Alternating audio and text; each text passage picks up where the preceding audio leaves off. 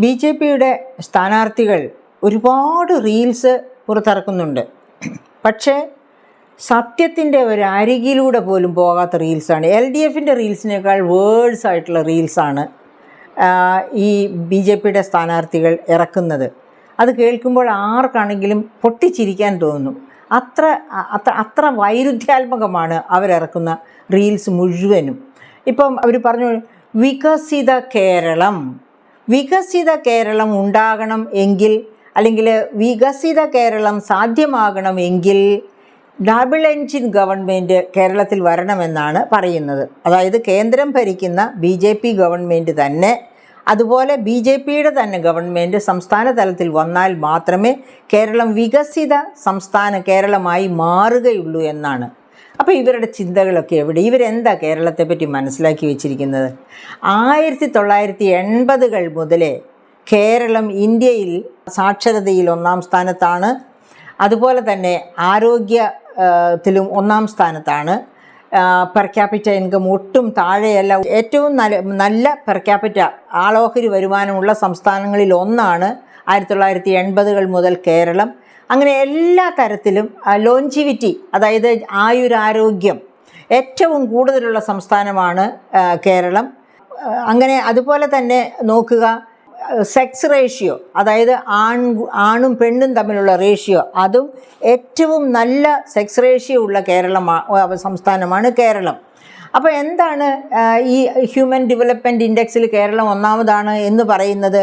അത് ഇപ്പോൾ LDF government എപ്പോഴും പറയുന്ന LDF ഗവൺമെൻറ് ക്രെഡിറ്റ് കൊണ്ടാണ്, LDF ഗവൺമെൻറ് നേടിയതാണ് എന്നൊക്കെ പുരപ്പുറത്ത് കയറി എന്ന് പറയാറുണ്ട്. അതൊക്കെ മീനിങ്ലെസ് ആയിട്ട് ചുമ്മാ ബോഷ്ക്ക് പറഞ്ഞുകൊണ്ടിരിക്കുന്നതാണ്. യഥാർത്ഥത്തിൽ കേരളത്തിലെ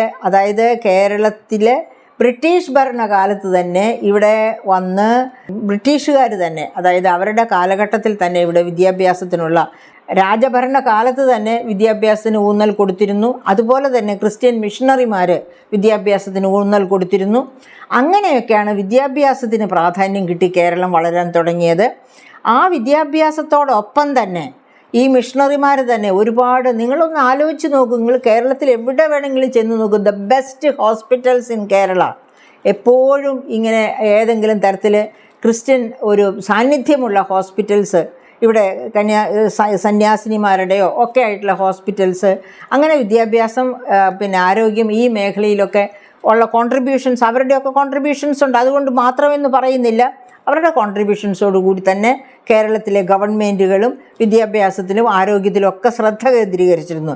ആരോഗ്യ മേഖലയൊക്കെ തീരെ തഴയപ്പെട്ട വർഷങ്ങൾ, കേരളം ഫോം ചെയ്യപ്പെട്ടതിന് ശേഷം ആരോഗ്യം ഒക്കെ ഏറ്റവും തഴയപ്പെട്ട വർഷങ്ങളാണ് ഈ കഴിഞ്ഞ 10 വർഷങ്ങൾ. ഇതുപോലെ ആരോഗ്യ മേഖല തകർന്ന് തരിപ്പണമായ വേറൊരു കാലഘട്ടം കേരളത്തിന് ഓർക്കാൻ പോലും കിട്ടുകയില്ല. പക്ഷേ ഇപ്പോൾ BJP പറയുന്നത് ഇതൊന്നും ഇവിടെ സംഭവിച്ചിട്ടില്ല. ആര് വഴി സംഭവിച്ചു എന്നുള്ളതല്ല നമ്മൾ നോക്കേണ്ടത്. നമ്മൾ എവിടെ നിൽക്കുന്നു വികസനത്തിൽ? ഇന്ത്യൻ സംസ്ഥാനങ്ങളിൽ വികസനത്തിൽ കേരളം 1-ാമത് തന്നെ നിൽക്കുന്നു. വികസനത്തിൽ എന്ന് പറയുമ്പോൾ നമ്മുടെ കാർഷിക വികസനവും അതുപോലെ തന്നെ വ്യാവസായിക വികസനവും അല്ല ഞാൻ ഉദ്ദേശിക്കുന്നത്. ഹ്യൂമൻ ഡെവലപ്മെൻറ്റ് ഇൻഡെക്സ്, അത് മനുഷ്യ വികസന സൂചികയാണ് ഹ്യൂമൻ ഡെവലപ്മെൻറ്റ് ഇൻഡെക്സ് എന്ന് പറയുന്നത്. ഹ്യൂമൻ ഡെവലപ്മെൻറ്റ് ഇൻഡെക്സിൻ്റെ ആധാരശിലകൾ ഏതൊക്കെയാണ്? അതിൻ്റെ ആധാരശിലകളാണ് ആരോഗ്യം, വിദ്യാഭ്യാസം, ആയുർദൈർഘ്യം, ആളോഹരി വരുമാനം, അതുപോലെ തന്നെ വിമൻ എംപവർമെൻറ്റ്, അതായത് സ്ത്രീ ശാക്തീകരണം, സ്ത്രീകളുടെ സ്ത്രീകളുടെ അവസരം എങ്ങനെ നിൽക്കുന്നു, അതുപോലെ തന്നെ സ്ത്രീ പുരുഷ അനുപാതം. ഈ പറയപ്പെട്ട ഘടകങ്ങളൊക്കെയാണ് ഒരു വികസിത രാജ്യത്തിൻ്റെ പ്രധാനപ്പെട്ട മാനദണ്ഡങ്ങൾ. വികസിത രാജ്യം എന്ന് പറയണമെങ്കിൽ അതിൻ്റെ മാനദണ്ഡങ്ങൾ. അപ്പോൾ ഈ കാര്യങ്ങളിലൊക്കെ കേരളം ഇന്ത്യയിലെ മറ്റെല്ലാ സംസ്ഥാനങ്ങളെയും എത്രയോ നേരത്തെ 1980-കളിൽ തന്നെ കവച്ചു വെച്ചിരുന്നു. അങ്ങനെയുള്ള ആ കേരളത്തെയാണ് ഇപ്പോൾ BJPക്കാർ വന്ന് ഉച്ചായിസ്തരം അങ്ങ് പ്രസ്താവിച്ചേക്കുക. കേരളം വികസിത കേരളമാകണമെങ്കിൽ ഡബിൾ എൻജിൻ ഭരണം വരണം എന്ന്. അത് കേട്ടാൽ ആർക്കാണ് ചിരി തോന്നാതിരിക്കുക? അവർക്ക് കേരളത്തെ പറ്റി ഒരു രൂപവുമില്ല എന്നല്ലേ നമ്മൾ വിചാരിക്കേണ്ടത്? അതിരിക്കട്ടെ, ഇനി ഡബിൾ എൻജിൻ ഗവൺമെൻറ് ഉള്ള സംസ്ഥാനങ്ങളുടെ കാര്യവും അവിടെ ഇരിക്കട്ടെ. കേന്ദ്രം ഭരിച്ചിട്ട് ഇപ്പോൾ ഇതാ മൂന്നാമത്തെ ഭരണമാണ് വരുന്നത്. കേന്ദ്ര ഗവൺമെൻറ് മൂന്നാമത്തെ ഭരണത്തിലാണ് ഇപ്പോൾ ഇരിക്കുന്നത് BJPയുടെ. ഈ BJPയുടെ ഭരണകാലത്ത് എന്തൊക്കെ ഇന്ത്യയിൽ സംഭവിച്ചുകൊണ്ടിരിക്കുന്നത്? ഇതാ ഇതുവരെ ഇവർ പറഞ്ഞിരുന്നു മൂന്നാമത്തെ ഏറ്റവും ഉയർന്ന GDP ആണ് ഇന്ത്യ എന്ന്. അങ്ങനെ പറഞ്ഞുകൊണ്ടിരുന്നതാണ്. ഇപ്പോൾ ഈ കഴിഞ്ഞ ആഴ്ചയിലാണ് IMFൻ്റെ ഒരു പഠനം വന്നിരിക്കുകയാണ്. ഇന്ത്യ 5ാം സ്ഥാനത്താണ്. ലോക GDPയിൽ ഇന്ത്യ 5ാം സ്ഥാനത്താണ്. ഇനി 5ാം സ്ഥാനത്താണ് എന്ന് പറയുമ്പോൾ പോലും നമ്മൾ ഓർക്കേണ്ട ഒരു വളരെ പ്രധാനപ്പെട്ട കാര്യം എന്താണ് പെർ ക്യാപിറ്റ ഇൻകം, ആളോഹരി വരുമാനം. GDP കുറച്ച് ഉയർന്നു എന്ന് പറയുന്നത് ഒരു കാരണവശാലും ക്ഷേമത്തിൻ്റെ അടയാളമല്ല.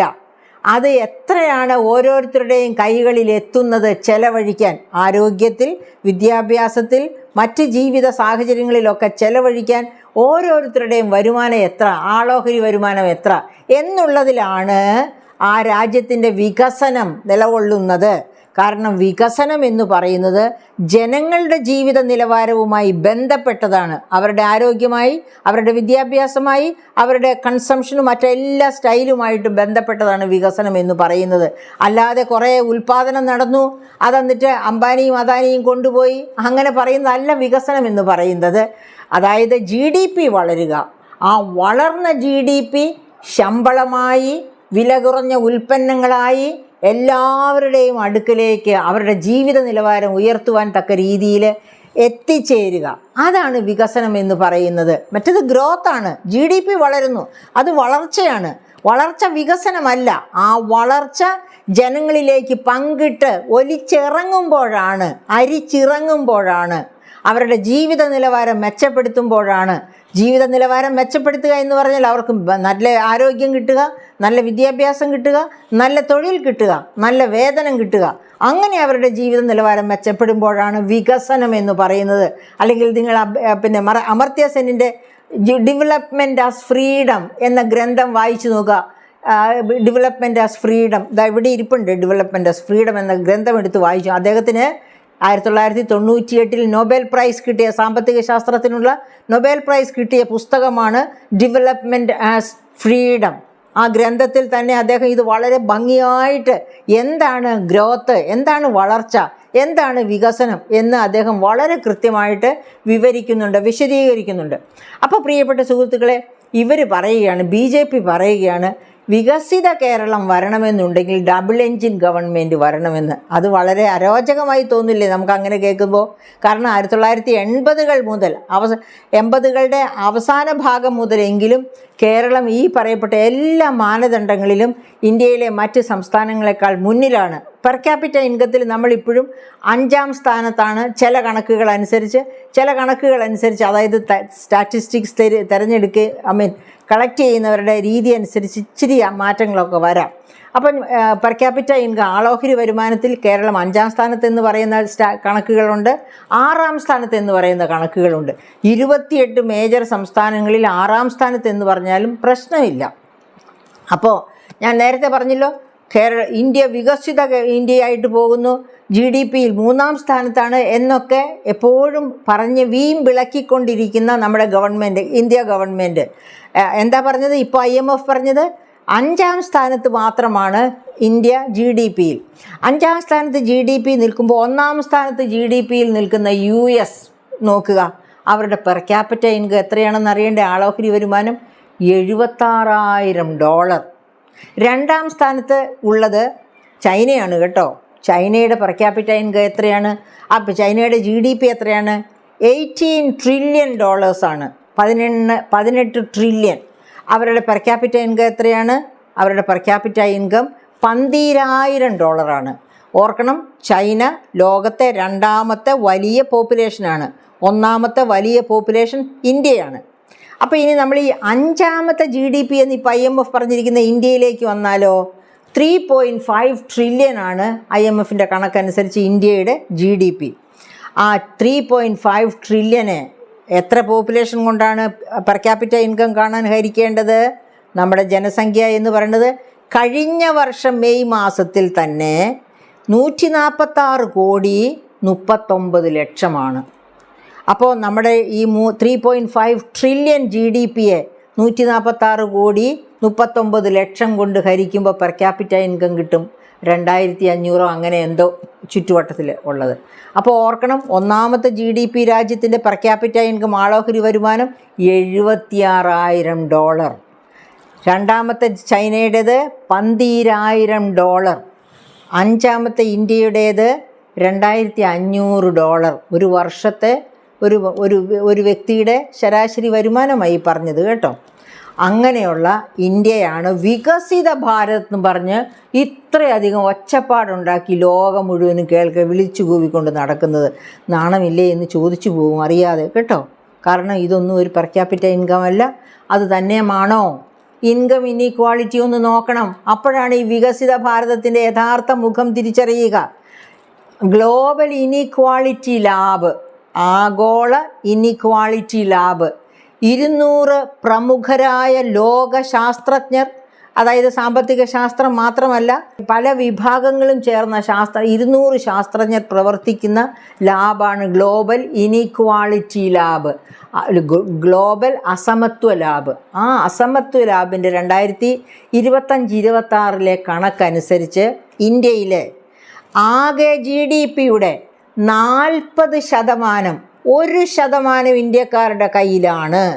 40%-വും 1% ഇന്ത്യക്കാരുടെ കയ്യിലാണ്. അത്ര വലിയ ഇൻകം അസമത്വമാണ് ഇന്ത്യയിൽ നിലവിലിരിക്കുന്നത്. ആ നാടിനെയാണ് വികസിത ഭാരത് എന്ന് അമർത്യ സെൻ ചിരിക്കുന്നുണ്ടാവും ഇത് കേട്ട്, അല്ലെങ്കിൽ കരയുന്നുണ്ടാകാം. അദ്ദേഹത്തിന് ഈ മണ്ടത്തരങ്ങളൊക്കെ വിളിച്ചു പറയുന്നത് കേട്ടാൽ നോബൽ ലൊറേറ്റായ അമർത്യ സെൻ ചിരിക്കുകയാണോ കരയുകയാണോ ചെയ്യണമെന്ന് എനിക്ക് തീർത്ത് പറയാൻ വയ്യ കേട്ടോ. മൂഡനുസരിച്ചിരിക്കും. ചില മൂഡിലാണെങ്കിൽ നമ്മൾ കരഞ്ഞു പോകും. കാരണം 40% GDP 1% ജനത്തിൻ്റെ കയ്യിലിരിക്കുക, അത്ര വലിയ അസമത്വം. അങ്ങനെയുള്ള രാജ്യത്ത് പട്ടിണി കിടക്കുന്ന കോടിക്കണക്കിന് ആൾക്കാർ ഉണ്ടായിരിക്കും എന്നുള്ളതാണ് കരയാൻ അദ്ദേഹത്തെ പ്രേരിപ്പിക്കാവുന്ന, നമ്മെ ആരെയും പ്രേരിപ്പിക്കാവുന്ന ഘടകം. അപ്പോൾ അങ്ങനെ അസമത്വമുള്ള രാജ്യം ഏത് കാലത്താണ് ഈ അസമത്വം ഇങ്ങനെ വന്നത്? ബഹുമാനപ്പെട്ട ഇപ്പോഴത്തെ ഈ BJP ഭരണകാലത്താണ് അസമത്വം ഇത്ര വർദ്ധിച്ചത്. കാരണം എങ്ങനെയാണ് അതിൻ്റെ കാരണം കണ്ടെത്തുന്നത്? നമുക്കറിയാം, crony capitalism in the 21st century എന്ന ഗ്രന്ഥം എഴുതിയ തോമസ് പിക്കറ്റിയും 2 ഇന്ത്യൻ എക്കണോമിസ്റ്റുകളും, വളരെ പ്രശസ്തരായ 2 ഇന്ത്യൻ എക്കണോമിസ്റ്റുകളും വേറൊരു ഫ്രഞ്ച് എക്കണോമിസ്റ്റും കൂടി ചേർന്ന് നടത്തിയ പഠനമുണ്ട്, ഇനീക്വാളിറ്റിയെ പറ്റിയുള്ള പഠനം. ആ ഇനീക്വാളിറ്റിയെ പറ്റിയുള്ള പഠനം 2019 പ്രസിദ്ധീകരിച്ചത്. അതിനകത്ത് പറഞ്ഞിരിക്കുന്നത് 1921 മുതൽ 2021 വരെയുള്ള ഒരു നൂറ്റാണ്ട് കാലത്തെ ഇനീക്വാളിറ്റി, അസമത്വ പഠനമാണ് ആ ഗ്രന്ഥം നടത്തിയിരിക്കുന്നത് ഇന്ത്യയെ പറ്റി. അങ്ങനെ പറയുകയാണ്, 1921 ഇന്ത്യ ബ്രിട്ടീഷ് ഭരണത്തിന് കീഴിലാണ്. അന്നുണ്ടായിരുന്ന ആ ഇനീക്വാളിറ്റി കുറച്ച് കൊണ്ടുവന്നു 2010, 11, 12 കാലഘട്ടം വരെ. 2014 ശേഷം ആ ഇനീക്വാളിറ്റി വർദ്ധിച്ച് 1921 കൂടുതൽ അസമത്വമാണ് 2021 ഇന്ത്യയിൽ ഉള്ളത് എന്നാണ് തോമസ് പിക്കറ്റി അവർ 4 സാമ്പത്തിക ശാസ്ത്രജ്ഞർ ചേർന്ന് നടത്തിയിരിക്കുന്ന പഠനത്തിൽ ഇന്ത്യയെ പറ്റി പറയുന്നത്.